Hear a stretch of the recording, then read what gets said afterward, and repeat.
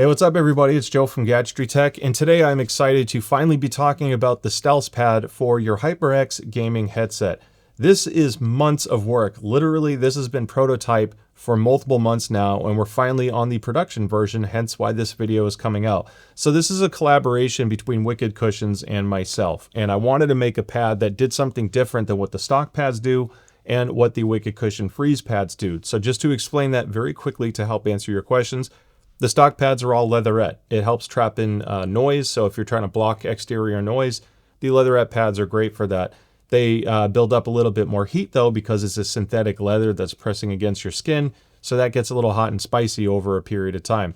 The other reason why you might be watching this video is leatherette pads tend to break down, so even as little as a year or two of use, this will start breaking down and kind of flaking and honestly looking pretty disgusting, and for hygiene purposes, you'll be buying a new set of pads whether you get mine or not. So what's the difference between stock and aftermarket pads? Well, the Wicked Cushions Freeze pads uses a memory foam and gel cooling system with a sport fabric material on the outer liner. So it's definitely more breathable, and when you first put it on, it has a cooling effect. Now the memory foam and gel adds a little bit of weight to the pad because there's more thermal mass. It's very comfortable to wear, and any pad, regardless of material, is going to build up some heat over time. Even if you put a couple sheets over the side of your head, that's still going to trap some heat. So there's not one pad out there that stays cold forever. The Freeze pad is designed to just be a very durable alternative with a lot of different color choices out there at the sacrifice of a little bit extra weight. So it's a great pad, and it also adheres closer to the stock sound signature and performance that you're used to with your HyperX headset. Now, I made the StealthZ Pad because I wanted something different. I do a lot of FPS gaming and a lot of competitive play, and there's a couple sacrifices I'm willing to make in order to get the best edge I can and have the most natural sound reproduction in gaming. The StealthZ Pads are designed to be very breathable. These use velour pads on the outside. The liner is a nice breathable fabric material, and the overall intent is to reduce the bass a little bit, focus on details and treble without boosting it and punishing you, but I want a very wide, natural sounding image. And when you have something that's like the leatherette on a closed back, it sounds more closed off, almost like you're in a room. The Freeze pads help with that just a little bit because it's more breathable, and these take that to the next level because they are not going to block sound as much as the Freeze pad or the stock. You will hear a little bit more room noise as a byproduct, but if you're not playing in a crazy loud environment, the benefit of this is the imaging and soundstage just seems to open up. It's trying to make your headset feel more like an open back, which a lot of audiophiles prefer because it can sound very natural. Now, I love talking about all the technical stuff and development work that went into making this final production pad, but before I get into that, because I know not everyone is going to care about it, I want to show you just how easy it is to install. So all I have to do is look at this pad, and hopefully yours doesn't look any worse than this and you're replacing it soon enough. So it just pulls right off. It's super easy. HyperX is one of the easiest pads out there to change. And all I need to do, what I like to do because I'm a little OCD, is I look for the seam on the pad. There's that little line right there. That is a good spot to put at the bottom of the pad. So you can see this little rubber ring. I'm just going to hook this on and basically just work that liner around. And once you've done that, it doesn't take too long to do. Some people will try to twist these, but with the oval shape, I found that you don't really have to do too much, and you can kind of hear it click and pop into place. That's just like the rubber kind of relieving the tension. And just like that, we have the new StealthZ Pad installed. Pretty painless. So I want to show you pad dimensions as well, because first I'm going to show you the height and width on the stock versus the StealthZ Pad, and then I'll show you the depth with it installed because that will change.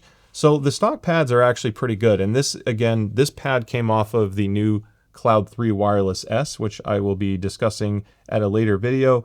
And this guy, let's say about 41, 42 millimeters of width, maybe 41 if I'm being optimistic here.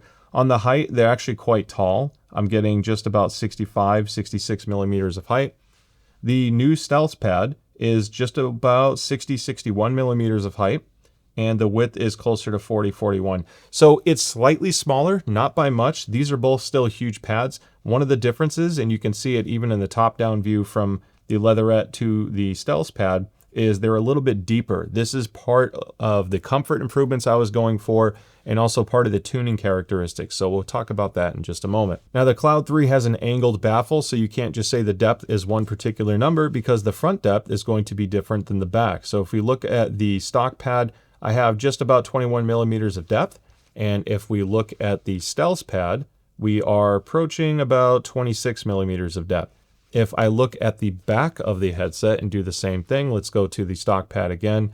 A little bit better depth here. I'm hitting the baffle because it's a little spongy. So about 26, 27 millimeters of depth if I push in on that pad. And when we do the same exact thing with the StealthZ Pad, now we're sitting pretty at about 30, 31 millimeters, depending how hard I want to push. So the pad depth is there, and because this is a velour fabric on the outside, it's not going to break down like your leatherette pads. Again, just to summarize, this is going to be a little bit more leaky, so you will hear more of your environmental sounds, but not by much. The difference is smaller than you think because I did a trick on the inside liner. You can see that there's a leatherette inner here. So all the stuff that touches your skin that you actually feel is a velour fabric. And then the inside is leatherette, tuned this way for a reason, because it impacts the sound quality and the bass delivery. So part of this process involved testing and measuring the frequency response impacts on my measurement rig of the stock pad versus the aftermarket StealthZ Pad. And I have a link in the description below. If you go to my squiggling page, the headset one, browse for your HyperX model, and then click the plus sign at the bottom, and you will see the difference of the stock pad versus the StealthZ Pad.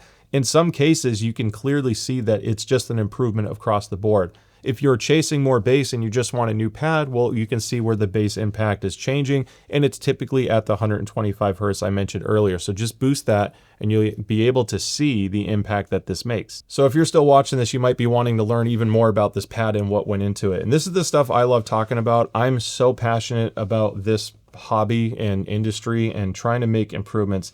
And huge shout out to Wicked Cushions for being patient, because I probably went through like 6 to 8 iterations of the Cloud Pad before I was happy with the final result. I wanted to get as close to stock as possible in terms of sound signature, because not everyone can do custom EQ, but I still wanted the improvements I got from switching to velour, changing the depth, modifying it to feel more breathable and open.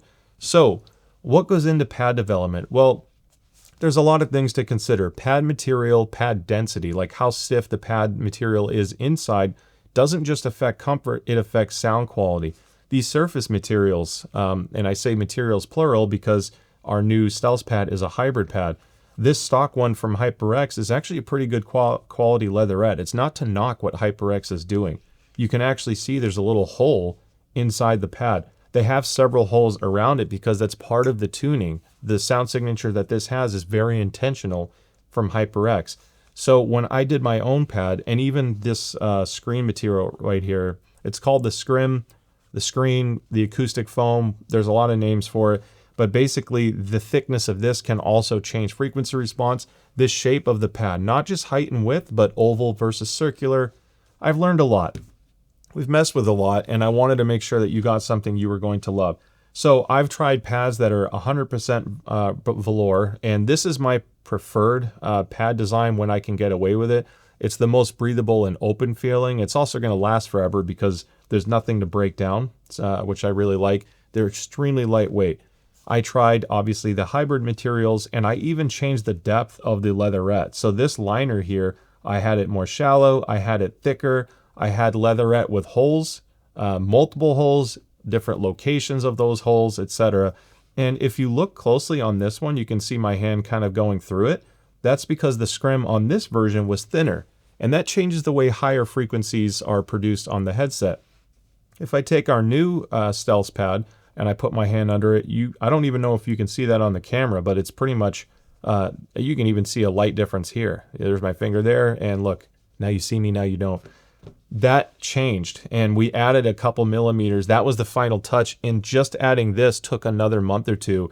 We even had a density change on the memory foam from an earlier batch, so we wanted to make sure that the new and improved memory foam didn't negatively impact all the work that we were developing on the sound side. These are just 2 samples. I have a handful of these, like totes of pads for all the headsets I've been working on.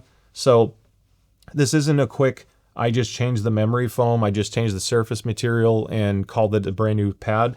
A lot goes into this to try to give you the best possible experience you can with minimal change and impact on your life. You know, it should just be a swap as much as possible. So if you look at the pad here, you can see that the leatherette is really close to the edge, and that's because we wanted it so as this pad kind of settled in on your ear, it brings the leatherette so close to your skin that we're getting close to a full seal again, while still having a very breathable pad.